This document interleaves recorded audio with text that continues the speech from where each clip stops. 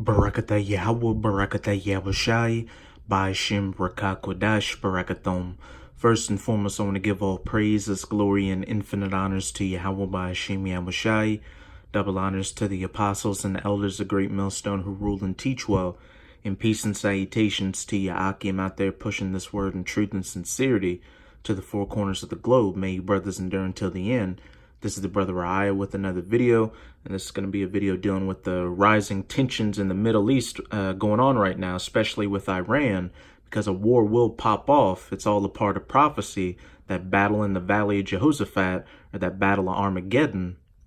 And a lot of brothers have been doing videos on the topic lately, just showing the signs of the times that with each passing day, we're getting closer and closer to all hell breaking loose. But the article I'll be reading from in this video is on ZeroHedge.com, titled, Trump Slams Fake News, New York Times, 120,000 Troops to Iran Report. Trump has denied a prior bombshell New York Times report, which alleged the White House was planning to send up to 120,000 troops to the Middle East should conflict erupt between Iran and the United States. The president called the report fake news, but still added that should war actually break out, which it will, he would send a hell of a lot more, according to Reuters. And that's not fake news, because there will be a hell of a lot more U.S. military personnel sent to the Middle East than just 120,000. I think it's fake news, okay, said Trump to the Times report published late Monday. Now, would I do that? Absolutely. But I have not planned for that. If we did that, we'd send a hell of a lot more troops than that. And you see all these coons in this picture right here. The only thing they have to look forward to is a date with the death angel in the Middle East. Because if you're a so-called Negro, Latino, or Native American, you have no business being in the U.S. military. The New York Times had cited details from what it said was a confidential military plan presented to top national security officials last week by Acting Defense Secretary Patrick Shanahan that envisioned sending the massive troop force to the Middle East should Iran attack American forces or start ramping up work on nuclear weapons. The plan, which had been reportedly modified to incorporate suggestions from the real MVP, John Bolton, doesn't include plans for a land invasion, but according to the Times, it did reflect the influence of Mr. Bolton, one of the administration's most virulent Iran hawks, whose push for confrontation with Tehran was ignored more than a decade ago by President George W. Bush, and John Bolton was one of the main architects for pushing for war with Iraq, and he's just going through the same playbook for pushing for war with Iran.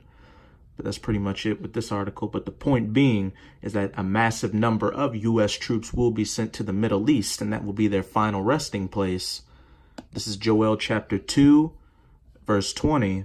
But I will remove far off from you the northern army, the United States military, and will drive him into a land barren and desolate, talking about that Middle East, with his face toward the East Sea. And when we go to a map of the Middle East, that East Sea is speaking of the Persian Gulf.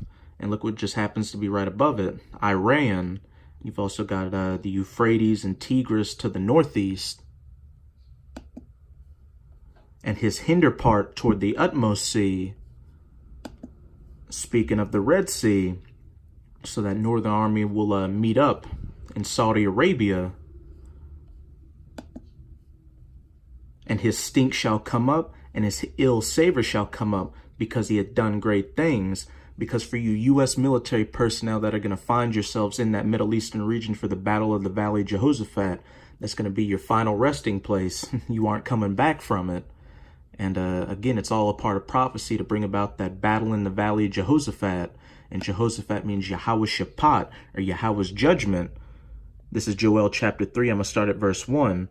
For behold, in those days and in that time, when I shall bring again the captivity of Judah, the southern kingdom of the so-called Negroes, and Jerusalem, the northern kingdom of the so-called Latinos and Native Americans, I will also gather all nations and will bring them down into the valley of Jehoshaphat, which again means Yahweh Shaphat, or Yahweh's judgment. And I will plead with them there for my people and for my heritage Israel, whom they have scattered among the nations and parted my land. And the reason you heathens are being gathered down there to the battle of the valley of Jehoshaphat is because the Most High is going to judge you for the wickedness you did to the children of Israel in the past all the way up until today. You can just go to Psalms chapter 83 to see the table of nations who confederated themselves together to go against Israel. And at the top of that list is Esau Edom, the so-called white man, that red Hebrew Edomite. And when we go into that word plead, it doesn't mean the Most High is going to come to you heathens with a bouquet of roses asking you to let his people go. It's 9. Shaphat. Shaphat. To judge, govern, vindicate, punish, to execute judgment. And it's going to be a sore judgment on you heathens. It ain't going to be pretty. Now I'm going to jump down to verse 9.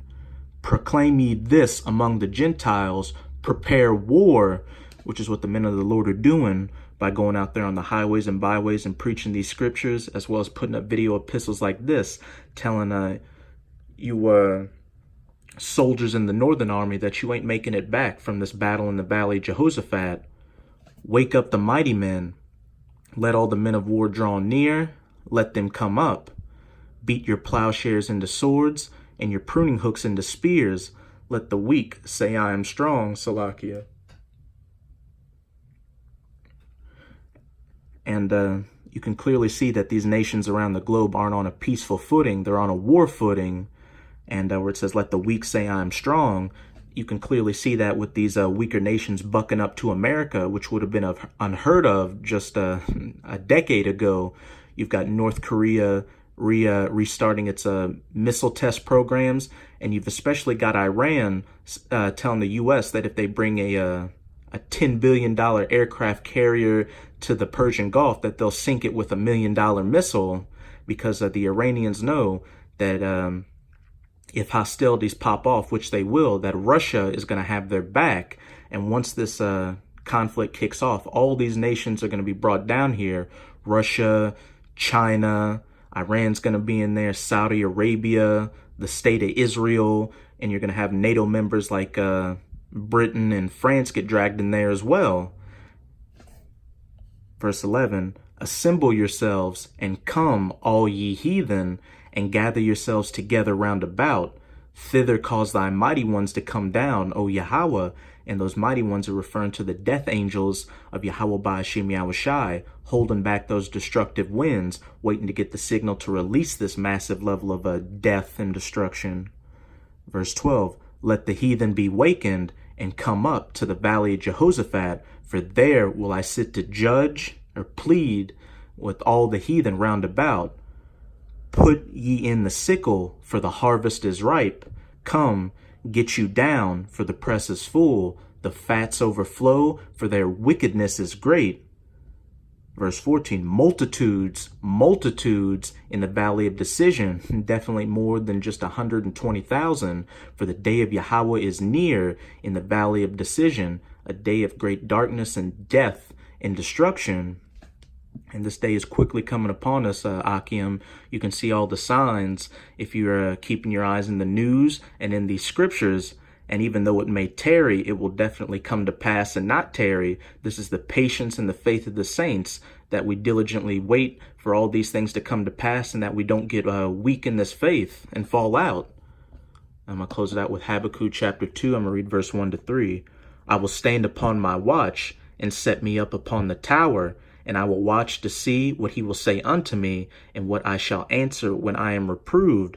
This is our job right now, Akim, to stand upon our watch and keep our eyes in the news and in these scriptures, and filter the news through these scriptures, and go out there on the highways and byways and prophesy, as well as put up these video epistles.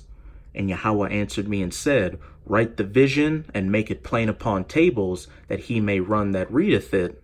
Again, preaching this word out there to feed the flock, as well as wake up the rest of the elect. So when they hear it, they may run that readeth it, so they'll get their affairs in order, so they can get good with the Most High and hope to have a protective covering upon them once Jacob's trouble really hits.